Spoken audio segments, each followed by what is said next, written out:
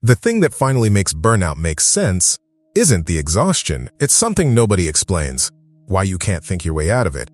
Why every plan you've made, every strategy you've tried, keeps dissolving before it holds. You know what you should be doing, you've read the articles, you understand the concept of rest, and none of it works. That is not a willpower problem, that is a neuroscience problem. And once you understand the specific mechanism behind it, once the biology has a name, you will not be able to blame yourself for it the same way. That's what this video is going to do. Not give you another strategy. Give you the explanation that makes the struggle make sense. Most burnout content describes the destination, the exhaustion, the numbness, the feeling of running on nothing. What it almost never describes is the sequence, the specific order in which chronic overwork degrades the brain, and why that order is the reason you're stuck. Because burnout is not one thing happening all at once. It's a cascade. It starts with stress, which is not the problem. Stress is a biological tool. Short-term stress sharpens focus, mobilizes energy, gets things done. Your brain has a system for exactly this.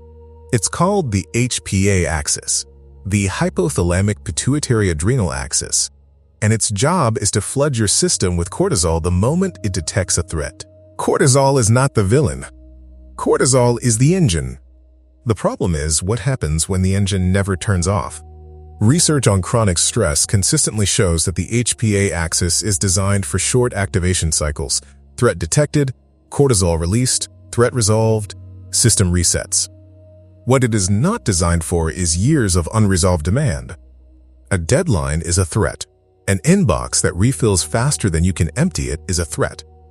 Being the person everyone depends on every day without recovery is a threat. And when threats don't resolve, when the signal to stand down never comes, the HPA axis keeps running. Cortisol keeps circulating, and that changes everything downstream. Here's what most people don't realize. The damage doesn't feel like damage while it's happening. It feels like drive. When cortisol runs at elevated levels for months, not acutely, not in response to one crisis, but chronically, it begins to affect the brain's structure and function.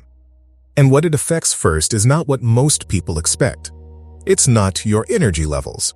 It's your prefrontal cortex. The prefrontal cortex is the part of the brain responsible for planning, decision-making, impulse regulation, and critically, the ability to assess whether a situation is actually dangerous or not. In other words, the part of you that would recognize that you're safe enough to rest. Research on chronic stress and brain function shows a consistent pattern.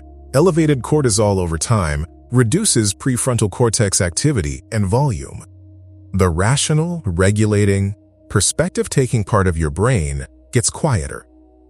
And what gets louder?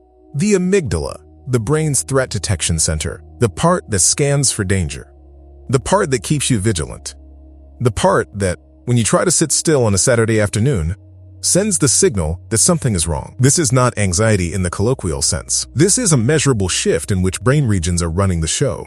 And then there's the reward system, dopamine, the neurotransmitter responsible for motivation, for the felt sense of satisfaction after completing something, for genuine pleasure, is also compromised by chronic cortisol exposure, not eliminated. Dampened, which means the things that used to feel rewarding, finishing a project, a good meal, time with people you love, start to feel like nothing. Not because you don't care, because the system that registers this matters has been running below capacity for a long time. This is the part of burnout that no one explains clearly. The flatness is not a mood. It's a physiological state. And you cannot will your way out of a physiological state using the very faculties the physiological state has compromised. That is not weakness. That is the trap. Here is the part that finally makes rest make sense. Or rather, makes it make sense why rest stopped working. When the threat detection system has been running at high volume for months or years, when the amygdala has been the dominant voice in the room, the brain does something very specific. It begins to treat stillness as a signal, not a signal of safety. A signal that something has been missed. Think about what the brain has learned from the evidence. Every time you stopped, every vacation, every weekend, every moment you tried to actually rest, the work came back. The inbox refilled. The demands returned. Nothing was ever truly resolved. So the brain, doing exactly what brains are designed to do, drew a conclusion. Stopping doesn't work. Vigilance does. This is why rest feels threatening. Not because you are broken, Not because you are psychologically defective, but because your nervous system has been trained, by years of evidence, that stillness is not safety. Stillness is the moment before the next thing arrives. The brain doesn't know the threat is over. It is still protecting you. That is not a malfunction. That is the system working exactly as designed for a situation that no longer exists. And this is why every piece of advice that starts with just rest misses the actual problem. You cannot convince a threat-activated nervous system that it is safe by telling it to relax. The amygdala does not respond to instructions. It responds to evidence. And the evidence it's been collecting for a very long time is that you are not safe when you stop. That conclusion is wrong, but it is not irrational. It is the only conclusion a system in this state could draw from the data it has received, which means recovery is not about trying harder to rest. It's about slowly, incrementally, giving the nervous system different evidence. If this is the level of explanation that finally makes the experience make sense, the mechanism rather than just the label, there is a full guide in the description that goes through every system this video touched. Cortisol, the prefrontal cortex, the reward pathway, threat vigilance, in the same plain language, without clinical distance, with the specific implications for where you are right now. It's called the Plain Language Science Guide. The link is in the description and in the pinned comment.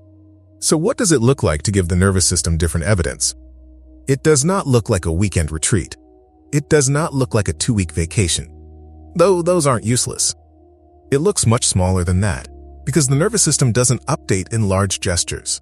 It updates in repeated, low-stakes experiences that accumulate into a new conclusion. This is safe. Stopping is survivable. The threat is not constant. What that actually means practically: micro-recovery over extended breaks. 5 minutes of genuine absence from demand is more neurologically useful than a weekend of guilty rest, because the brain isn't counting hours, it's counting signals. It also means something important about the relationship between understanding and recovery. The objection that sometimes surfaces here is this: knowing the neuroscience doesn't actually change anything. And in one sense, that's true. Information alone doesn't reset the HPA axis. But here is what understanding does change. It removes the second layer of damage, because when you don't understand the mechanism, the experience of not being able to rest generates a story on top of the physiology. I am weak. I should be further along. Something is wrong with me specifically. And that story is a threat, which activates the threat system, which makes rest harder, which confirms the story. Understanding breaks that loop, not by solving the physiological problem, but by removing the cognitive accelerant that keeps the physiological problem running hotter. When the nervous system no longer has to process both the original threat load and the shame of having it, something shifts, slightly, imperceptibly at first. But the shift is real, and it compounds. Recovery on this timeline is not dramatic. It doesn't look like a turning point. It looks like a Tuesday where you sat still for 6 minutes, and the guilt was just slightly quieter than last week. That is not nothing. That is the nervous system beginning to update its conclusions. Your body already knows something is wrong. This video was just catching up to what it's been trying to tell you. If you want to go deeper on everything this video opened, the full mechanism, the systems, and what the science actually says about the path back, the Plain Language Science Guide is in the description and the pinned comment. When did you first notice that rest wasn't actually resting you anymore? And what did you tell yourself about why? Here is what this video has actually been saying underneath the neuroscience. You are not failing to recover. You are in a physiological state that makes recovery feel impossible. And that state has a name, a mechanism, and a pathway out. The HPA axis doesn't know that the worst is over. The amygdala is still scanning. The prefrontal cortex is still quieter than it should be. The reward system is still running below its baseline. None of that is a verdict on your character. It is a description of what months or years of unsustainable demand does to a human nervous system. Any human nervous system. Not yours because you are weak. Yours because you kept going when the system needed you to stop. And there was always a reason to keep going, and the reasons were real. And no one told you what was accumulating underneath. Physiological patterns are not permanent. That is the part that gets lost in content that leads with exhaustion and ends with advice. The HPA axis can recalibrate. The prefrontal cortex can recover volume and function. The reward system can return to baseline, slowly, imperfectly, without a dramatic moment where everything turns. But it changes. Your nervous system doesn't know you're safe yet.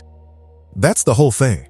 It's been running a threat response, doing its job, protecting you, keeping you functional under conditions that were never supposed to be permanent. And the path back is not about demanding rest from a system that has learned to treat rest as danger. It's about giving that system, slowly and consistently, different evidence. One small signal, one quiet moment that ended without consequence.